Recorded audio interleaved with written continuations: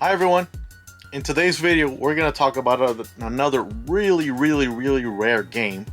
Um, and this one is another very interesting story behind it. This game is available in very limited quantities. Nobody knows exactly how many were out there, but it's not even official as far as its release. And I'll explain a little bit more. But before I get into this, don't forget to subscribe down below to the channel and to join our group in Facebook, Video Game Fans, link down below where you can talk about this video and a couple other really cool topics. But today's session, we focus on a game released by Nicholas. It was originally released in a digital format in 2015, and it kind of made a debut unofficially in a physical format for the PlayStation Vita about 2 years ago. These copies started flying around. And the game I'm talking about is none other than V. I hope I said enough V's there. But this game is really a pre-manufacturing game. And the way you can tell is it has this little hole punch here. And these are copies that they release as a production test, a sample, prior to a full publication of the game. Nobody knows how many copies of this specific game are out there. But if you want a physical version of VVVVV, this is the only way to get it. Okay. The game itself is a pretty interesting, fun mechanic, challenging game. With 8-bit type retro graphics, where you got to go through a couple hundred different rooms and crossed rooms, but the game mechanics are limited where you can't, or the character can't jump. So the way you get around obstacles is by inverting the gravity of the room, of location, and you can switch roof, ceiling, etc. through those mechanics, making it kind of a bit of a challenging puzzle. But hey, what's a better way to describe it than via some footage? And here we go. V. It never gets old. I'm sorry, trying to say this name of this game. So I left the intro of the game here for this little clip, but it starts out, you're in a spaceship and there's some sort of disaster and you have to evacuate the ship, and there's all this confusion, and boom, when you wake up, you're trying to figure out and sort out what happened to all the other people on the ship. So kind of it's a game of exploration and rescue in essence aboard the ship. So you can't jump, all you control is gravity.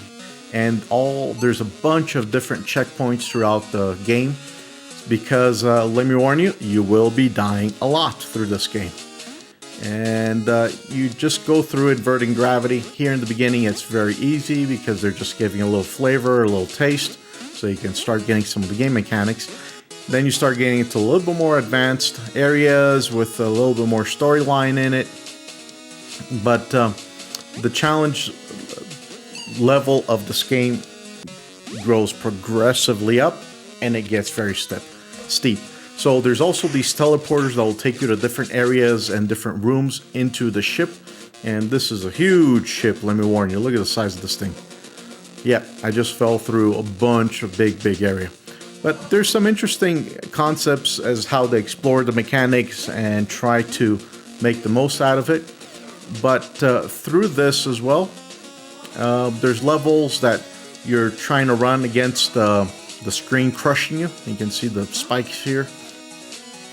And again, you're going to be dying a lot in this game. So be patient. That's definitely the best advice I can give you on this game. And try it out. Again, there's some fun elements to it. But then there's also this. Okay. And here is where, let's see, 1 death, 2 deaths. Try this one more time. 3, 4, 5, 6, and this is very close to where I rage quit the game because there's honestly better games for me to play. But anyway, give it a try. It's not that bad.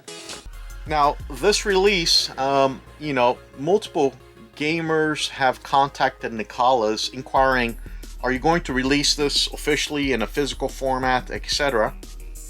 And, you know, some people have received emails saying yes, and then eventually those messages died down, and Nicholas is now mute about the subject, which indicates, especially given that the life cycle of the PlayStation Vita is pretty much dead in North America, the probability of this coming out in physical format in a retail version is very, very small.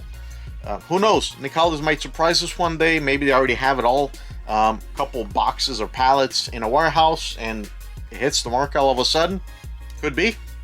Nonetheless, it's a pretty cool oddity for a collection to have right now. And if you get a chance to play it, or if you've played in the digital format, we'd love to hear your comments about the game, what your experiences are, down below, or in our video game fans Facebook group. Hope you all enjoyed the video. Thank you for watching.